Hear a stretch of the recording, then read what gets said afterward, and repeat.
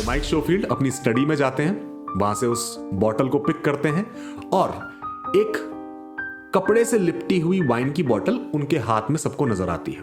कपड़े से लिपटी इसीलिए ताकि उसकी डिटेल, क्या नाम है, किस जगह से वो वाइन आई है, उसकी कोई भी डिटेल किसी को नजर ना आए। क्योंकि माइक शोफील्ड का पर्पस सिर्फ इस वाइन को सर्व करके सबको पिलाना और खुश करना नहीं है।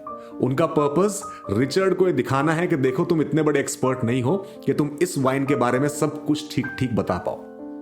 और रिचर्ड से मुखातिब होते हुए कहते हैं, तो रिचर्ड बताओ, लगता है तुम्हें कि तुम इस वाइन के बारे में सब कुछ सही सही बता पाओगे? तो रिचर्ड फिर एक बार उनकी तरफ देखकर मुस्कुरा देते हैं, कहते हैं ठीक है, मैं कोशिश कर सकता हूं। तो माइक कहते हैं नहीं, कोशिश नहीं, शर्त लगानी पड़ेगी। जिस तरह पिछली 2 बार हमने शर्त लगाई और दोनों बार तुम जीते, उसी तरह इस बार भी किसी ना किसी चीज को लेकर कोई शर्त होनी चाहिए। तो माइक के कॉन्फिडेंस को देखते हुए रिचर्ड उनसे कहते हैं, चलो इस बार एक काम करते हैं, कुछ बड़ी शर्त लगाते हैं। माइक कहते हैं बिल्कुल, नेकी और पूछ पूछ, मैं तो चाहता हूं कि बड़ी शर्त लगे। तो माइक उनसे कहते हैं, तुम बताओ, एक पूरी वाइन बॉटल की क्रेट या फिर कई सारी क्रेट्स, जितनी बड़ी तुम शर्त कहो मैं उसके लिए तैयार हूं। तो रिचर्ड कहते हैं नहीं, ये वाइन बॉटल, वाइन की क्रेट्स, ये सब छोटी चीजें हैं, कुछ बड़ा। तो माइक कहते हैं चलो बताओ, 1000 पाउंड्स।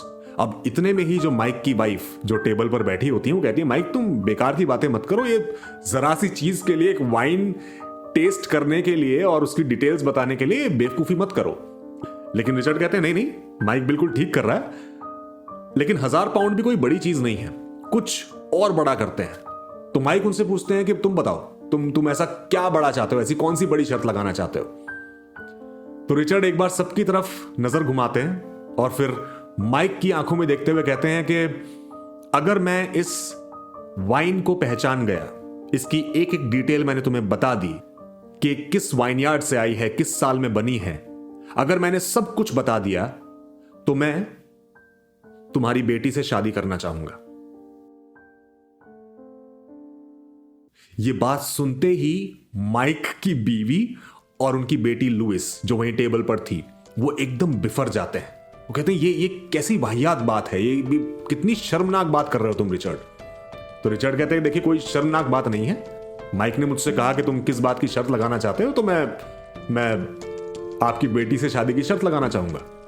माइक ने कहा देखो रिचर्ड, ये एकदम इनवैलिड बेट है, मतलब इस शर्त का कोई लॉजिक नहीं है, क्योंकि शर्त में दोनों पार्टीज को सेम चीज मिलनी चाहिए, सेम चीज कोई जीते, सेम चीज कोई हारे, तभी उसे एक वैलिड शर्त या वैलिड बेट कहा जाता है। तो माइक कहते हैं कि मेरी बेटी है लेकिन तुम्हारी कोई बेटी नहीं है, तो मतलब अगर मैं जीता तो मुझे क्या मिलेगा? तो रिचर्ड कहते हैं ठीक है, मान लिया मेरी बेटी नहीं है, लेकिन एक बहुत बड़ा घर है मेरे पास, तो मैं उस घर को इस बेट में लगाने के लिए तैयार हूं।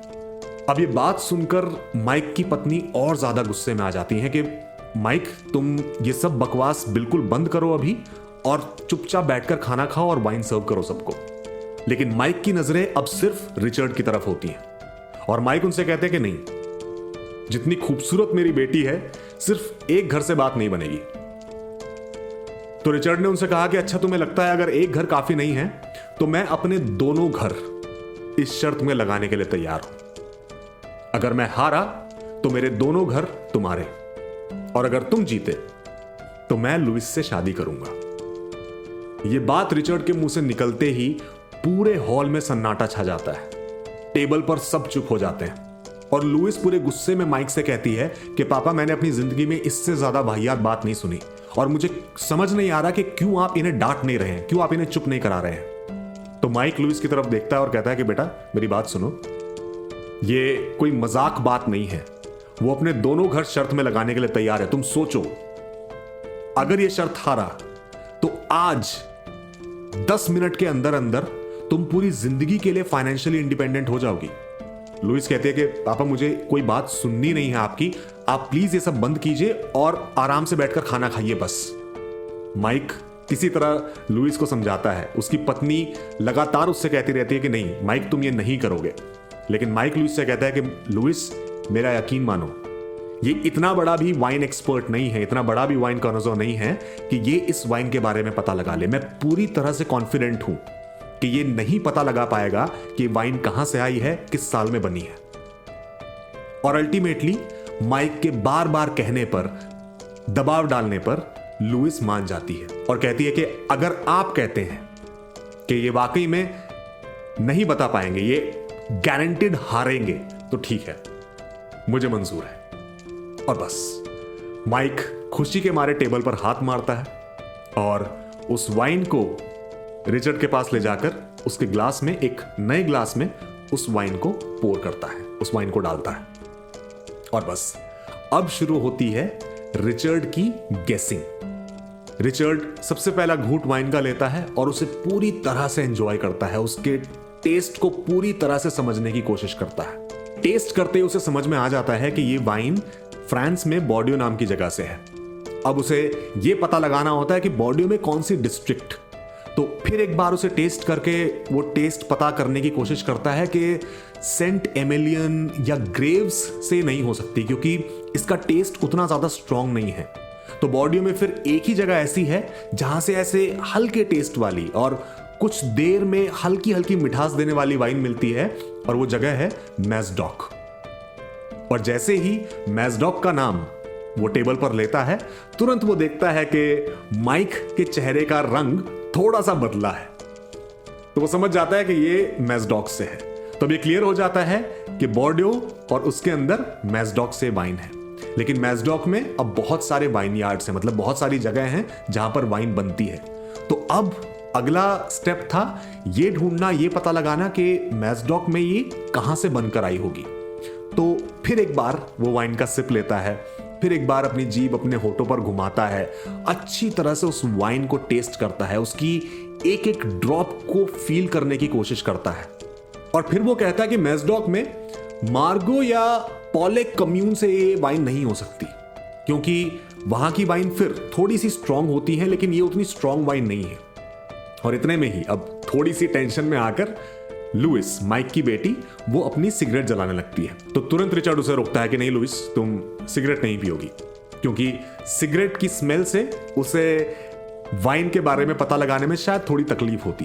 तो लुइस भी रुक जाती है और अपनी सिगरेट एक तरफ रख देती है। फिर एक बार रिचर्ड अपने ग्लास में से वाइन सिप करता है और कहता है कि मार्गो और पॉलियक नहीं, तो फिर एक ऐसा वाइन यार्ड जिसमें कम से कम इस साल के अंदर 3 से 4 बार वाइन्स बनाई गई हो, क्योंकि ये पहली प्लांटेशन की वाइन नहीं है, ये कम से कम तीसरे या चौथे प्लांटेशन की वाइन है। तो ऐसा कौन सा कम्यून है उस जगह में जहां तीसरी या चौथी प्लांटेशन हुई है? और तभी वो तुरंत कहता है बेशवेल।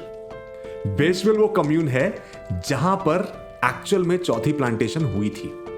और वो समझ जाता है कि हाँ, यही वो जगह है, यही वो कम्यून है जहां से वाइन है। तो वो अब कम्यून तक पहुंच गया, मतलब एक एरिया तक पहुंच गया है कि उस एरिया से ये वाइन आई है। लेकिन अब उस कम्यून के अंदर बहुत सारे छोटे छोटे वाइन यार्ड्स हैं, छोटी छोटी जगह हैं जहां से वाइन बनकर आती है। तो अब उसे यह पता लगाना था कि कौन सी जगह होगी जहां से वाइन होगी। और बस एक आखिरी घूंट उस वाइन का भर के अपनी बंद आंखों के साथ वो पूरी तरह से पहचानने की कोशिश करता है कि कौन सी वो जगह है बेशवेल में, कौन सा वो वाइन यार्ड है जहां से बनकर आई है। अपनी बंद आंखों के साथ ही वो कुछ नाम लेने शुरू करता है, शैटे टैबो।